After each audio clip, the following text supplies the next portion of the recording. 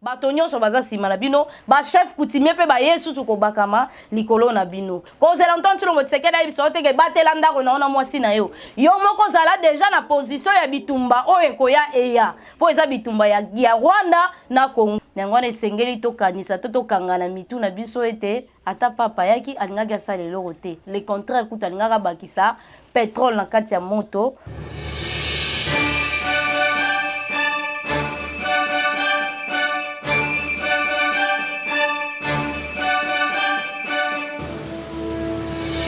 Esengo lisusu akozala boso ya betandola bino na bomesano ndenge tomesana ko banza to ko beta masolo ya ekolo Congo ko pesa basango ya ekolo Congo kasi esalaka ete ngai ya bino Ange Kashila lazala oboso ya betando mpo ko panda nteke na bomesano tomesana bongo ko panza basango kasi ya motu ya esenge ko yeba na bandeko nyonso o bazelaki bongo ko ya pap aoya lisusu te suite ya koko so azui azana malade ya makolo pesa ye penza mpi photo bokasi ya kotambola penza ba distance milai te kasi nyangwana esengeli to kanisa to kangana mitu na biso ete ata papa yaki alingaki asala eloko te le contraire kuta alingaka bakisa pétrole na kati ya moto oyo tozaki kobanga biso nyonso elingaki eleka ndenge nini na kati ya misa wana kasi ye kutu nano ayaki te Kigali a renforcé déjà M23 500 militaires na tenue à vert noir.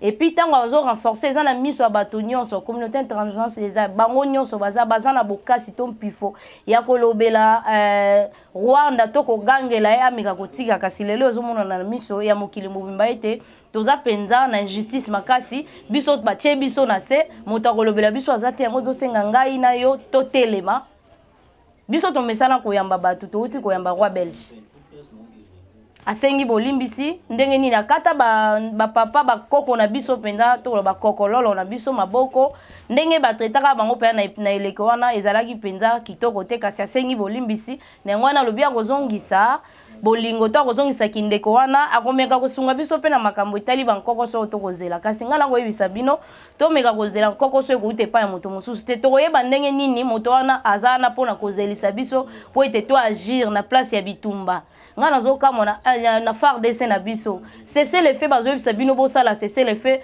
po bosala nini basengi bino cesser le fait ba attaquer biso est-ce que bino bokoki ko continuer kaka na cesser le fait Ukraine na Russie to mona ngote couloir humanitaire pona ba civil pamba pona ba soldat te pona ba civil basengi cesser le fait Ukraine azobeta kaka mais boni biso tozo attaquer pe ba renforcer bango cesser le fait likamunini MONUSCO azolo ba biloko la parce que ayebe eloko nini na salaka batu ba attaquer ba mampinga MONUSCO po eza bato moindo so ezaki ke babomaki mundele moko na tako bauti ko attaquer MONUSCO epa ya M23 tongaki to ka solution bango balingaki baloba lokola kati ya MONUSCO na este bayibi batu nini batindaka baza kwa bangamba na bango mingi ezaka bato aposo moindo kasi tango yo fandi place na zozela communauté internationale ozozela pape aya kopesa o solution ya mboka na one sika o bango bakoki koluka kaka o ya bango tozana mokila ba profit ya balobaka na politique eloko geste nyonso ezalaka ne loko nango na se akoki kosala eloko moko po ete yazwa ebele na se nango nengwana zosenga na bayimboka bandeko nyonso neti ba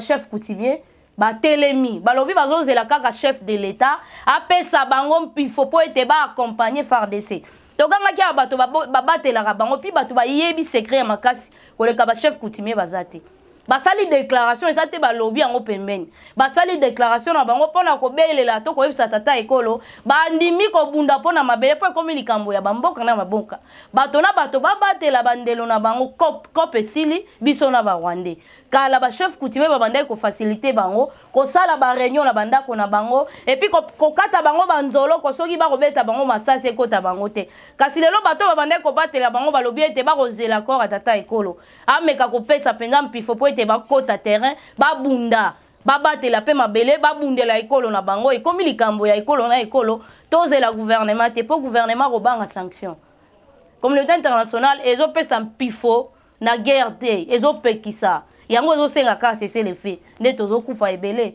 ngala zo esa ba mampinga oyo baza kuna bino nde boza na vie na bino eza en danger biso tozo ko appuyer bino toko pesa bino makasi kasi tango bomoni ke vie na bino eza ya keba okoki ko sala cesser le fait na loyenge te toyebi na mokili nini tozo vivre et puis to komi le komoro mutu a comprendre que Congo ezaka nini pona mokili oyo bato nyonso baliaka na sima Congo après congolais oyo bato baliaka na sima na yo wana kelasi ezali pasi kolia ezali pasi nyonso ezali pasi kasi na ngongo tokoki kondima ti koboma na biso kosalela biso makambo oyo tokoki kozelaka te tina ngonga nini ozozela mpo bayebisa yo telema obundela ekolo na yo kozela ntongo Tshilombo Tshisekedi ayebisa yo teke batela ndako na yo na mwasi na yo yo moko ozala deja na position ya bitumba oyo ekoya eya mpo eza bitumba ya Rwanda na Congo tokoki te kokobisa yango soki eloko nini tozela bapesa biso totelema tobunda nga nazoyebisa FARDC toza nsima na yo bato nyonso baza nsima na bino bachef coutumier mpe baye susu kobakama likolo na bino yango ezosala susu bokasi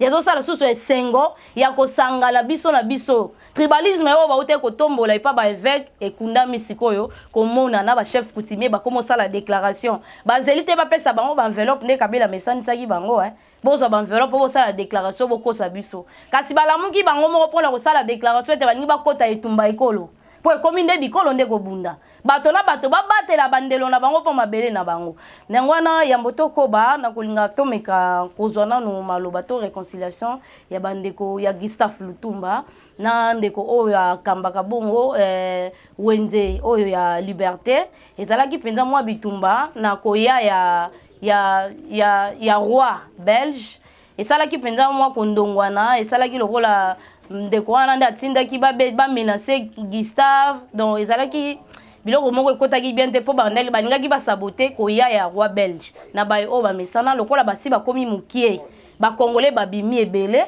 mpona kobatela ekolo na bango yango wana sikoyo baye kodenonse to koloba kolakisa bolingo to lisanga eza kaka kokoba bango baza wana mpona kobundela to kobongisa ekolo pe alakisi pe na bolamu oyo ya kosalela na makambo etali wenze ndenge togangaka bosoto ya lobi ete atya bato mpona kobongisa baterase akombolaka asalaka pe asala makambo oyo akutaka te kasi azosala ngo na likanisi ya kobongisa na likanisi ya kobebisa te nde esalaki ete Gustave Lutumba bameka kosolola bapesa na pe bambota en tout cas tolanda bongo tozonga nalingi na loba mokie eza par rapport ya banungunungu elekaki oyo toyokaki eza que il n'y a jamais eu quoi ou bien un problème entre ngai moko na bakambi oyo batali UDPS kobanda déjà na papa Lumbala azali aza adjoint na ngai azali membre UDPS na se elongi na ye aza doyen mpona bato ebelawa boyebi yango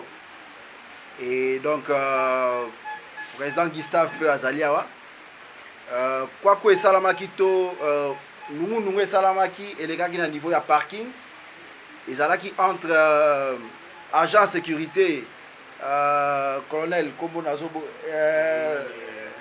Mbunza Mabe agent sécurité Mbunza Mabe na président Gustave tangu abande ko tourner mission nde bayaki ko interpeller na brutalité bamemaki et pas colonel azalia wa na Mopanzi. Et puis après ça, colonel nde amekaki ko bongisa maloba, ko bongisa makambo elekaki. Tango babimi na yoki ke babengaki ba interpellaki mokambi moko ya IDPS ne ngana senga ipena mona ye. Tango to sololi a expliqué ngai ke monsieur Mbunza a brutalisaki même tina lisu. Je crois que sur place na ngamote batewa ya kebele to interpellaki et puis lobi nango azalaki suspendu. Je crois bateau sur Botalia, bateau Basalaka Amounia à Lisusoute. On l'a suspendu. Non pas seulement parce que a touché cadre, mais aussi parce que dans la relation humaine, brutalité et à la place na yangote.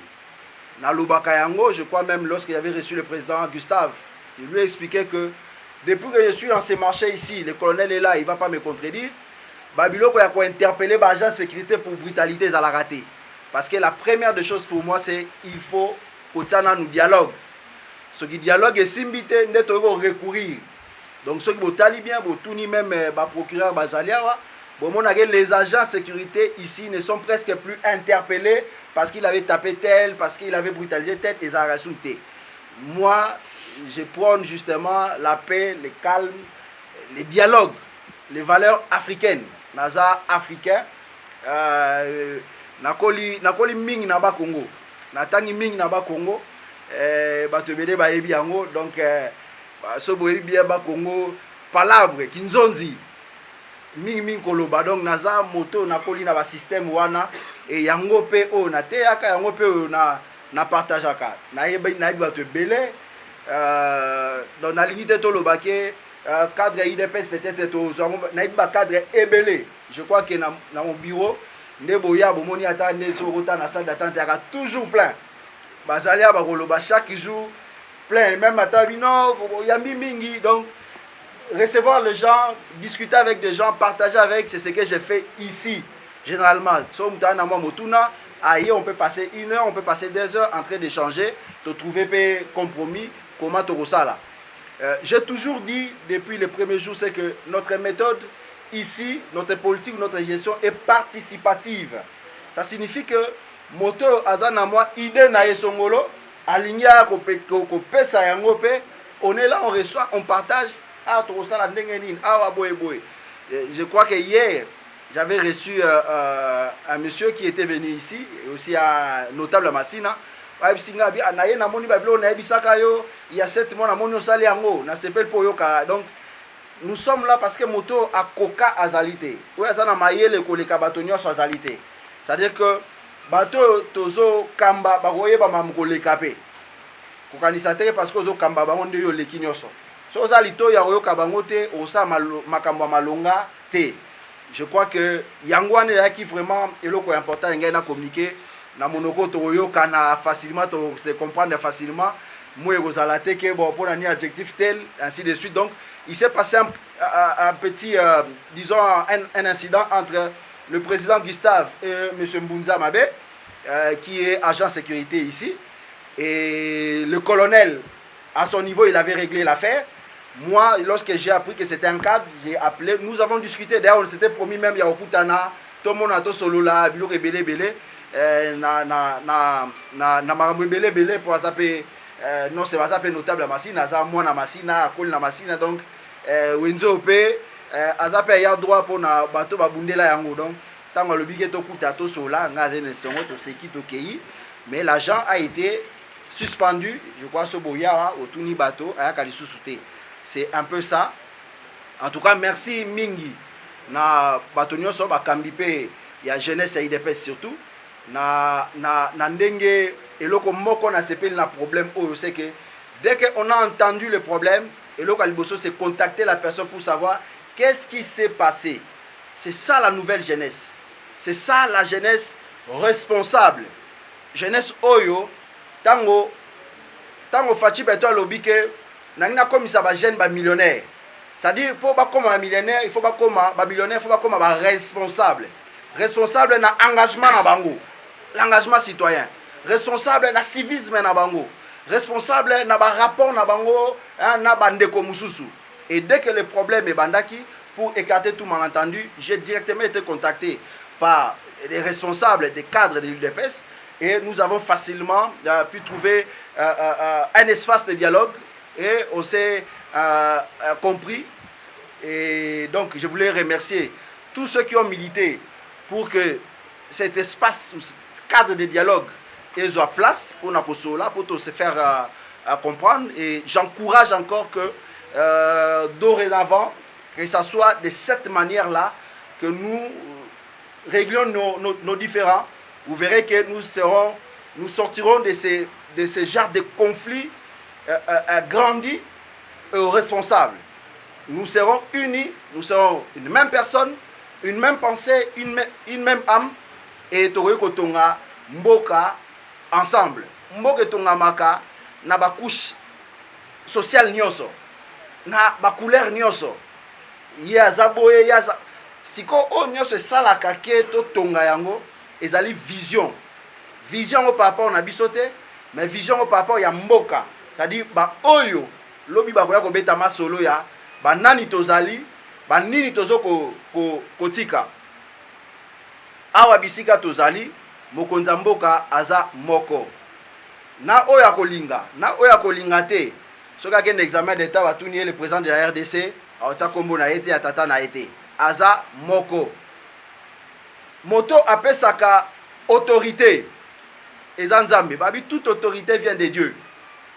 Et celui qui bafoue une autorité, il pêche contre l'éternel Dieu et passible d'une malédiction. Moi, je suis chrétien, je l'ai dit comme ça.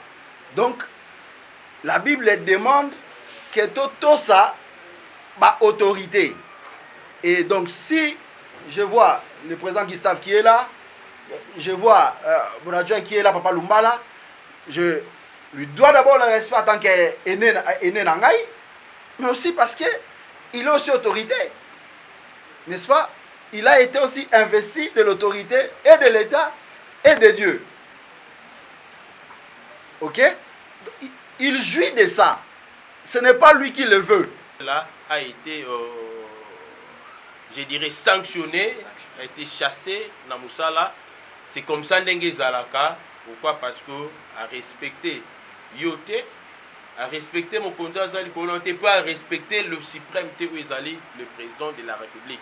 Déjà par cet acte-là, nous comprenons que vous soutenez le chef de l'État et aussi vous lui faites votre allégeance dans ces pays d'Ango vraiment Makassi. Et aussi, Dédé, c'est une façon aussi, il y a pour paix Sabiso de fils que moi respect wana loko la cadre aussi à parti. Vous êtes un parti allié à l'IDPS, on a les chefs de l'État Abimeli. Nous donnons aussi cette révérence, Isale Lokomoko et Kosalabiso Malam. Mais aussi en tant que notable d'Engouti Koloba Awa Yamasina, oui, nous sommes parmi les gens, d'ailleurs dans le barak, que le marché de la liberté c'était un don au musée à Pesarabiso pour l'exploit au Tosalaka dans 98 de Aekopé Sabiso marché de la liberté dans le terrain municipal au Yamasina. Et tozalaka beaucoup plus jaloux na yango parce que ba mususu na biso pe makila na bango etanga pour na tozwa récompense oyo. Et na gestion utai koleka na ikokota vraiment na kati ya bozindote, nous sommes parmi les gens qui ont milité pour que gestion calamité soit ezalaki wana et kende gestion ansika eya. Et quand vous êtes arrivé, je m'irai le dire devant le caméra, moi je vous ai soutenu au tikala koye bangato tikala komo nangate. Et malgré ma camoufle ça, à chaque fois, c'est le colonel Moulache qui me connaît très bien autour sur la Mingi, Nandenge, équipe Nabino et Outikoya. On a eu à faire beaucoup, je dirais, de défense. Actuel, les cas qui tournent et la roté. Et c'est les cas qui, ce qui est bien, c'est que Moutou Asala qui m'a béwana à subir peine naye. Et côté Akabande Komusus, peut-être, on a conflit. Na parti à chef de l'État et aussi na chef de l'État parce que jusque-là, vous êtes un jeune mais qui est quand même en train de travailler et nous sommes en train de voir quand même signe moko positif na kati ya marché de la liberté. Marché Zikaki Awa et Zikaka na époque les kaka totikala comme na muto yakate pour na s'occuper na ba sinistré. Mais na époque nous avons vu que Pavio et Ziki et le chef de l'État aye et à s'occuper na ba sinistré et batunion so basepelaki babetaki maboko. Donc on a peut-être bakokai koluka didusu ya kokote là na nzela likambo oyo et c'est pas ça qui en tout cas toroyebisa bango baluka likambo mususu pe nzela mususu. Donc entre vous, monsieur l'administrateur et nous, il n'y a pas un problème. Entre vous et l'UDPS, il n'y a pas un problème. Voilà ce que je peux dire. La gestion du marché de la liberté. C'est Papa Lumbala. To sengi na ba o nyons ba meka ko diaboliser. Puis c'est ça qui le diabo comme ba média ezali photo diaboliser marché de la liberté na ba autorité na yango pour ba créer des ordres.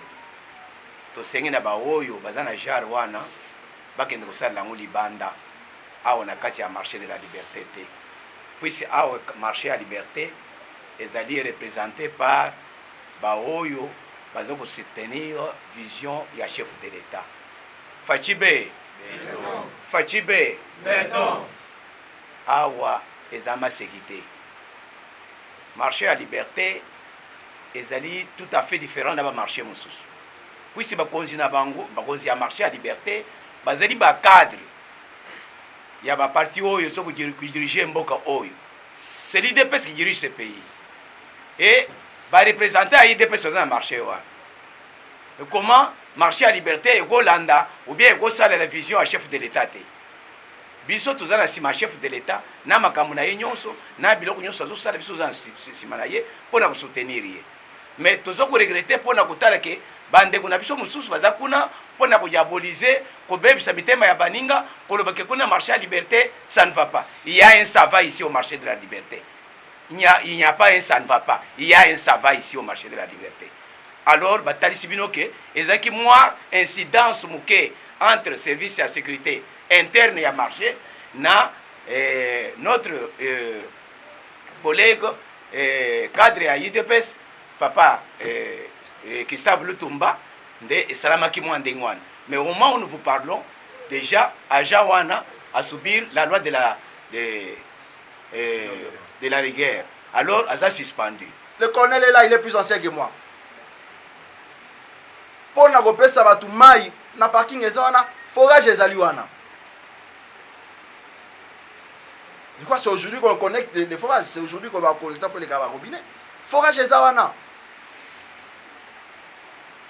Nous sommes là, nous sommes en train de faire les efforts ya ko respecter avec SMIC pour nos contractuels. Bazawana. Et le premier palier Toleki Ango, nous sommes peut-être parmi les rares services. Et ça on l'a fait en une année. Nous sommes ici, la prise en charge des agents. Le marché d'Alberto aujourd'hui prend à 100% prise en charge à l'agent. C'est pour la première fois dans 20 ans au Bimba. Si ce n'est pas ça la vision du chef de l'État. Aujourd'hui, tel que nous parlons, la cabine Yasnel y a marché à liberté. C'est la cabine la plus puissante y a Tchang. Allez poser la question. On est aujourd'hui même capable, il y a un peu ça courant dans environ. Et tout ça on a fait une année. À une année qu'on a fait ça. La poubelle, les immondices. Depuis que nous sommes là, 12 000 tonnes évacuées. 12 000 tonnes évacuées. Les gens n'ont pas vu au Basalia, génie civil, génie militaire arrêté. Nous avons travaillé tous les experts, y compris génie militaire, pour ça. Et nous continuons maintenant un programme, il y a chaque week-end, pour évacuer ça. Nous continuons, c'est notre bataille et nous allons la gagner.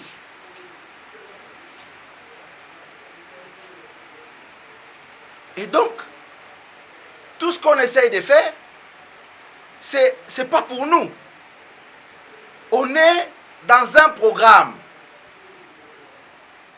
Le programme, Oya Mokonzi Mboka, n'a pilier dans l'état environnement, l'état social, l'état économie. Nous sommes là en train de travailler. J'aime pas les, je vais vous le dire. Aujourd'hui, nos recettes ici, le marché de la liberté, même si tu es en Nzela, depuis que nous sommes là, nous l'avons doublé. Aujourd'hui, on a fait, c'est 100%. C'est 100%. C'est ça les efforts, c'est 100%. Et nous participons même. Allez poser la question. Assainissement, il y a Liboso et Tali Boulevard le 30 juin. Posez la question, c'est le marché de la liberté qui le fait. C'est notre participation à la commune de Massina. Assainir les boulevards. Nous le faisons chaque soir. Allez passer, vous allez voir, nous le faisons. Lorsque moi j'arrivais ici, ceux qui moulent les bêtis, ces marchés étaient impraticables. Ceux qui habitent les environs ou ceux qui fréquentent, qui ont l'habitude de fréquenter ces marchés, vous le diront. Bambou les bêtas, vous avez déjà vu les gens se plaindre dans la marché de bêta Mboulé bêta. Ou on dit comment on tourne même Mboulé bêti. Parce que nous avons mis une politique, il y a courage même de nos caniveaux. Avant mon arrivée, lorsque Mboulé bêti, awa, bato tout bana simana biso ba banga banda ko ebukana. Posez la question la dernière fois inondation qui ndebuna c'était quand. Mais c'est quoi la vision du chef de l'État? Si ce n'est d'améliorer ces social là, na ba pilier nango nyonso. Nous avons besoin de gens qui sont capables, qui sont à même d'accompagner la vision du pays au Mokonzi Apesi. Nous n'avons pas besoin de gens qui sont là pour tirer sur des gens qui essayent d'avancer quand même. On ne peut pas à la fois dire j'aime le pays et je ne fais rien. J'aime le pays, j'observe ceux qui travaillent. J'aime le pays, j'insulte ceux qui travaillent. Non, c'est pas ça. On ne peut pas construire ces pays comme ça. Si vous allez dans des pays comme les États-Unis, il y a les républicains, il y a les démocrates, mais tous travaillent pour le progrès Yamboka. Et lorsqu'il y a des problèmes, pour regarder vers. C'est seulement ici, chez nous, où l'opposition signifie insulter quelqu'un d'autre, déconsidérer les autres, où l'opposition signifie tout simplement voir tout ce qui ne va pas. C'est seulement ici que ça se passe. J'ai vu, mais les gens aller assister Emmanuel Macron. J'ai vu Marine Le Pen associer sa voix à celle de Macron pour le terrorisme, pour dire non au terrorisme. J'ai vu tous ces gens-là, Barack Obama venir assister Donald Trump. Pourquoi ces choses doivent rester impossibles pour nous? C'est quoi notre rêve, jeunesse? C'est que nous puissions dire non à des pratiques qui longtemps, et même ici, il faut qu'on dise non, avec nos idées, avec notre manière de tendre la main aux autres, un peu comme on a fait aujourd'hui. Avec notre manière de trouver des solutions à des problèmes. Il y a environnement Nabiso, il y a ville Nabiso. Moi je suis quinois. J'aime ma ville. Je rêve d'une ville prospère. Je ne vis qu'ici. Donc je ne peux pas souhaiter des soulèvements, des crimes ou une forme de dégression dans ces pays. Non, impossible. C'est le progrès, c'est avancer. C'est l'union, l'unité. C'est ça mes mots-clés. En tout cas, merci une fois de plus. Merci au président Gustave. Merci à vous. Merci à tous les membres. Merci aussi au comité, au colonel, et pour tout ce qui s'est passé. En tout cas, merci aussi à nos amis de médias de s'unir à nous aussi. C'est votre manière de participer dans la résolution, si vous voulez bien, des conflits, des problèmes ou des incidents pour dire que non. Et donc, merci à tout le monde. Que Kinshasa vive longtemps encore. Que le président de la République ait la force avec nous de continuer le combat, de continuer ce qu'il est en train de faire, la reconstruction de ces pays. Et chose qui était impossible pour beaucoup, qu'on les veuille ou pas. Nous avons nos réalisations aujourd'hui, qu'on les veuille ou pas. Nous avons une place pour l'agriculture, qu'on les veuille ou pas. Nous avons nos infrastructures qui sont en train d'être construites, réhabilitées pour certaines, qu'on les veuille ou pas. Nous avons aujourd'hui une armée responsable, qu'on les veuille ou pas. La peur a changé de camp et les Congolais ont compris que c'est le moment de s'unir et de lever leur front. Merci encore. Na wana nde tosukisi masolo na biso o etalaki bongo po akoyebisa bino ndenge nini boye ya pape ngai bandai kobangisa ngai ya roi belge pe na banga kapamba te mindele baza bato tokoki kopesa confiance te topesa bango confiance batango molai kasi biso tozwa nde kolela na kokunda bibembe na este bomengo ya biso nde lukela biso penza problème pe passe na mokili mobimba nango wana pe na sukisi awa po ete tokutana mbala nsima na tondi bato nyonso oyo bazwi libaku malamu ya kolanda ngai bayo bazunga penza na ndia singa mondele bayo bazunga pe na kati ya kolo na tombe mo penza bolani molamu rabi wazaki bongo sima kamera pe na bai o nyonso bazwi libaku malamu ya kolandanga Rifan Kisombe papi keli bango nde bakambia tindika television po ete tokutana penza mbala sima.